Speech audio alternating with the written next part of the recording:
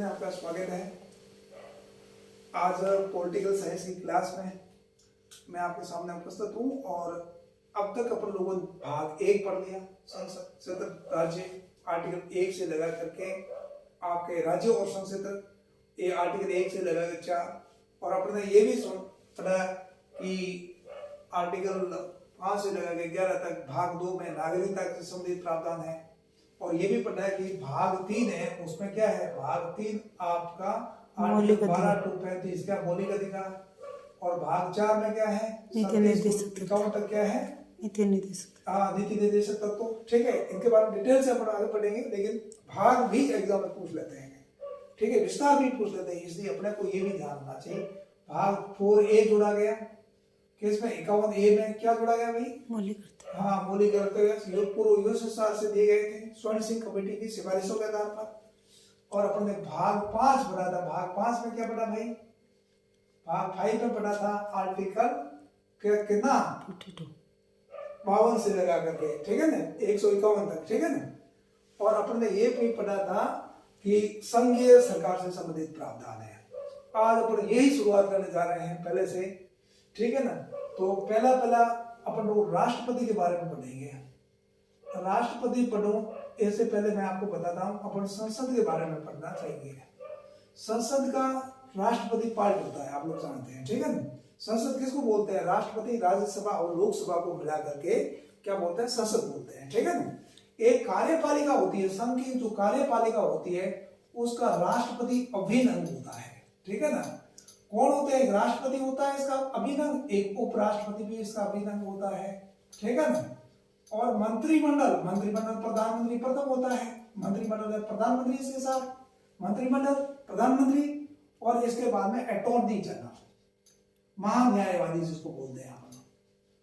महान्यायवादी क्या होता है इसके बारे में अपन आगे डिटेल में पढ़ेंगे। सरकार का एक तरीके से वकील होता है, ठीक है ना।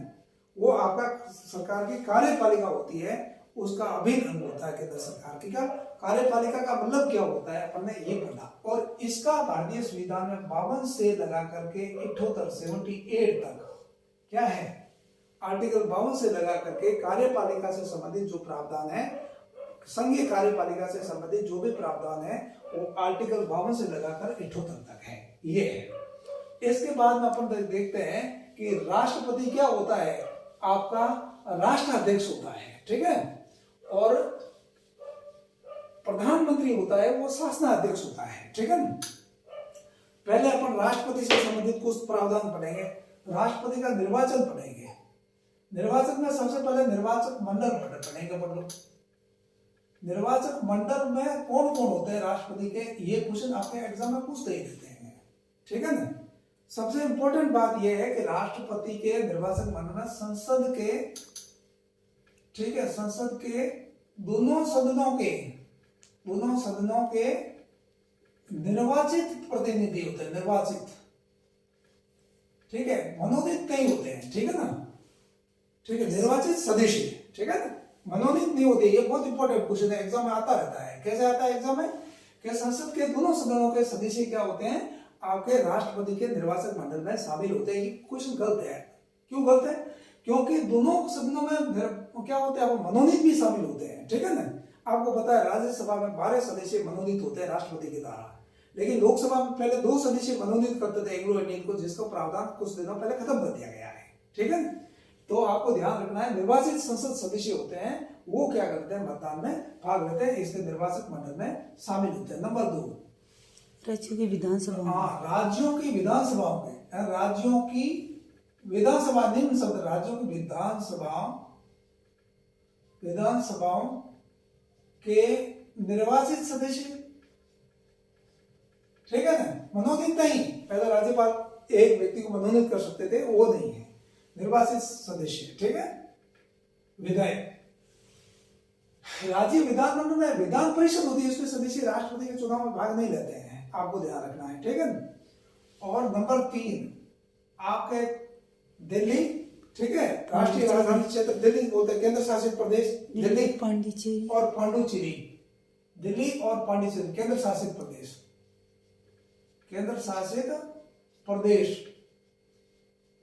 दिल्ली और पांडिचेरी पहले बोलते थे, अब पुंडुचेरी बोलना शुरू कर दिया है, ठीक है ना। आपको मैंने बताया था कि राज्यों का नाम परिवर्तन करना है, क्या करना है, ये केंद्र के संसद के पास विशेष अधिकार है, ठीक है ना। किसी नगर का नाम चेंज करना है तो राज्य सरकार कर सकती है। ये बात आई कि समझ में नहीं आई? अब आपको क्या करना है, और पुंडुचेरी एवं पांडिचेरी, पुंडुचेरी के निर्वाचित प्रतिनिधि इसमें भाग लेते हैं, ठीक है। केंद्र शासित प्रदेश दिल्ली और पांडिचेरी के निर्वाचित प्रतिनिधि भाग लेते हैं। इसमें एक बात आपको ये ध्यान रखनी है, मान लीजिए कोई विधानसभा है, ठीक है, वो उस समय विघटित है पहले से, तो कोई जरूरी नहीं है उसका भाई वोटिंग हो गया। अगर है तो ठीक है, पहले उसका प्रावधान हटा दिया गया बीच में से। मान लीजिए कोई राज्य में चुनाव नहीं हुए हैं, राष्ट्रपति का चुनाव हो रहा है, तो उससे प्रभावित नहीं होगा। मान लो ये कर्नाटक है, मान लीजिए विधानसभा भंग है, अभी चुनाव नहीं हुए हैं, तो राष्ट्रपति के चुनाव मान लीजिए हो जाए तो उस समय उसके वोटिंग नहीं भी हुआ है तो उसका कोई चुनाव पर कोई प्रभाव नहीं पड़ेगा, कोई इफेक्ट नहीं पड़ेगा, ठीक है। एक आपको ध्यान रखना है, ये जो निर्वाचक मंडल होते हैं, राष्ट्रपति, हर कोई व्यक्ति जाकर राष्ट्रपति चुनाव नहीं लड़ सकता, मर्जी पड़े हुए व्यक्ति थोड़े खड़े होगा, यूं तो जाकर हर कोई व्यक्ति खड़ा हो जाएगा तो प्रॉब्लम हो जाएगी। इसलिए क्या कहा है, 50 तो प्रस्तावक, कितना है, 50 तो प्रस्तावक और 50 अनुमोदक, ठीक है। क्या मतलब हुआ, मतलब ये हुआ कि राष्ट्रपति का कोई फॉर्म भरना चाहता है तो 50 सदस्य ने जो इसमें शामिल हो, हर कोई नहीं, किसी का कोई सांसद हो उसके साइन होने चाहिए उसके, और 50 ही उसके अनुमोदक होना चाहिए, तब वो व्यक्ति राष्ट्रपति का चुनाव लड़ सकता है, ठीक है ना। मतलब उसके पास 100 कम से कम विधायक हो या एमपी उसके समर्थक हो, तब जाकर उसकी बात बढ़ेगी, ठीक है ना। इसके साथ में इसकी जमानत राशि है ना, ये वो 15,000 है, 15,000 रुपए, ठीक है, राष्ट्रपति की जमानत राशि। एक चीज और है इसमें, ये इसका ये भी ध्यान रखना है कि ये कभी कभी समय समय पर परिवर्तन भी होता रहता है, ठीक है ना। जैसे इसका खर्चा कितना है लोकसभा का, राज्यसभा और लोकसभा और आपके विधानसभा के सदस्यों की जमानत राशि कितनी है, ये तो आपके क्वेश्चन पूछ चुके हैं, यूपीएससी ने भी पूछ रखा है, ठीक है ना। उसका भी अपन देखेंगे, एक साथ देखेंगे सारा। तो ये मैंने आपको बताया, 50 तो प्रस्तावक होना चाहिए, 50 अनुमोदक होना चाहिए, जमानत राशि 15,000। मान लो राष्ट्रपति के चुनाव से संबंधित कोई विवाद होता है तो उसका कहां जाएगा मामला, सुप्रीम कोर्ट। तो ये लोग ही सुप्रीम कोर्ट में इसको दायर कर सकते हैं याचिका, ऐसे नहीं मन मर्जी पड़ा और व्यक्ति जाकर खड़ा हो गया। ये निर्वाचन जो मंडल है ना, उसमें से कोई भी व्यक्ति जाकर के वहां क्या कर सकता है, रिटर्न दायर कर सकता है, ठीक है। अब इसके बाद में अपन लोग देखेंगे, एक तो निर्वाचक मंडल है, इससे संबंधित क्वेश्चन एग्जाम में पूछते रहते हैं, वो ध्यान से पढ़ना चाहिए। उसमें आरपीआई, इसमें क्या होता है, पॉलिटिकल साइंस में प्रॉब्लम ये होती है कि लोगों के आते हुए भी क्वेश्चन गलत हो जाते हैं। क्यों? क्योंकि वो ध्यान से उसको पढ़ नहीं पाते हैं। हालांकि मेरा पॉलिटिकल साइंस क्या रहा, सब्जेक्ट नहीं रहा, मैं साइंस का हूँ, लेकिन मैं यूपीएससी का दिया हो चाहे आरपीआई से दूं, कभी कोई एक आधा क्वेश्चन भले पॉलिटिकल साइंस का गलत हो गया हो, मेरा कभी गलत क्वेश्चन होता ही नहीं। पॉलिटिकल साइंस पूरे साइंस होते हैं, हालांकि साइंस में गलत हो जाते हैं, भूगोल में भी कोई हो जाता है गलत, पॉलिटिकल साइंस में मेरा गलत होता ही नहीं क्वेश्चन। इसीलिए मैंने पॉलिटिकल साइंस पहले पढ़ाना शुरू किया है। ये नॉलेज होना अलग चीज है, पढ़ाना अलग चीज है। मैं आपको एक एक क्वेश्चन कराऊंगा, उसे बाहर नहीं आएगा और आप बेहतर फील करेंगे, यहाँ से कर लेंगे तो अच्छी तरह से। अब मान लीजिएगा निर्वाचक मंडल है तो विधानसभा के सदस्यों के मत का मूल्य, ये पूछते हैं, विधानसभा के सदस्य का मत का मूल्य, ठीक है, ये बहुत इंपॉर्टेंट है, बराबर, ठीक है। कोई भी राज्य की कुल जनसंख्या, राज्य की कुल जनसंख्या, ठीक है, राज्य की कुल जनसंख्या डिवाइडेड बाई क्या, कुल विधायक निर्वाचित विधानसभा के सदस्य हैं। क्यों भाई, विधानसभा के निर्वाचित सदस्य, वैसा नहीं, मनोनीत नहीं, निर्वाचित सदस्य, ठीक है। ये बहुत बड़ा आएगा क्योंकि इसलिए 1000 से एक भाग और लगा देते हैं इसका, ठीक है। क्यों? क्योंकि मान लीजिए राजस्थान की जनसंख्या है, उसमें 200 सदस्यों का भाग लगेगा, ये बहुत बड़ा बचेगा।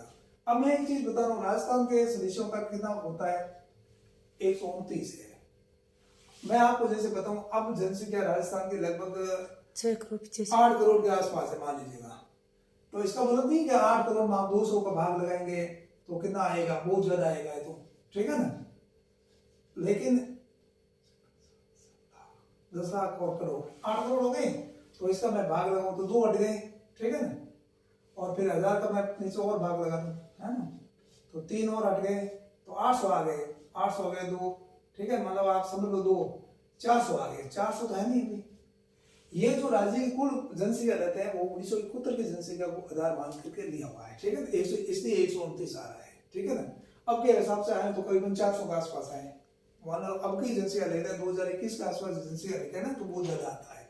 अब मुझे बताओ, यूपीएससी में आपका क्वेश्चन आया कब, आपके 2018 या 19 में क्वेश्चन आया, ठीक है। आरपीएससी में भी आता रहता है कि प्रत्येक राज्य की विधानसभा के सदस्यों के मत के मूल्य अलग अलग होते हैं। अलग अलग होते हैं, समान होते हैं? अलग अलग क्यों होते हैं? क्योंकि राज्य की जनसंख्या अलग अलग है, प्रत्येक राज्य की कुल जनसंख्या अलग अलग है, और आपके विधानसभा के निर्वाचित सदस्य भी लगभग अलग अलग ही होते हैं। किसी के बराबर हो जाए, मान लो छत्तीसगढ़ में कितने हैं, 90 हैं विधानसभा के सदस्य हैं, और इसी प्रकार से आपके हरियाणा में भी 90 है कि नहीं। और उत्तर पूर्व के बहुत सारे राज्य है, जैसे मेघालय है, आपका त्रिपुरा है, अरुणाचल प्रदेश है, नागालैंड है, मणिपुर है, इन सभी के विधानसभा के सदस्य कितने हैं, 60 है ना। फिर भी उनके मत के मूल्य अलग अलग है। क्यों अलग अलग है? क्योंकि राज्य की कुल जनसंख्या अलग अलग है। मान लो किसी विधानसभा के सदस्य का मत का मूल्य बराबर तभी होगा जब राज्य की कुल जनसंख्या बराबर हो, 2 राज्यों की, और विधानसभा के निर्वाचित सदस्यों की संख्या भी बराबर हो, तब बराबर होगा, ठीक है। इसलिए अलग अलग राज्यों का अलग अलग उसमें दे रखा था कि प्रत्येक भारत के प्रत्येक राज्य के जो विधायकों का मत का मूल्य होता है वो समान होता है, ठीक है ना, समान नहीं होता है। जैसे राजस्थान का अलग है, यूपी का अलग होगा। क्यों? यूपी की टोटल जनसंख्या बटा 403 लगेगा, भाग लगेगा कि नहीं लगेगा, है। अब मान लीजिए कर्नाटक की बात करें तो कर्नाटक कुल जनसंख्या बटा 224 है ना। अगर अपन लोग उसकी बात करें किसकी, ये जो 288 उसका लगेगा, किसका, महाराष्ट्र की बात करें तो टोटल महाराष्ट्र जनसंख्या बटा 288 भाग लगेगा, है। और अगर गुजरात की बात करें तो टोटल गुजरात की जनसंख्या डिवाइडेड बाई 182 का भाग लगेगा। इसलिए ये अलग अलग होगा। बात है समझ में नहीं? अब है संसद के सदस्य का मत मूल्य है। संसद के सदस्य का मत मूल्य बराबर क्या होगा, सभी राज्यों की विधानसभाओं के मतों का कुल मूल्य, ठीक है, ठीक है। सभी राज्यों की विधानसभाओं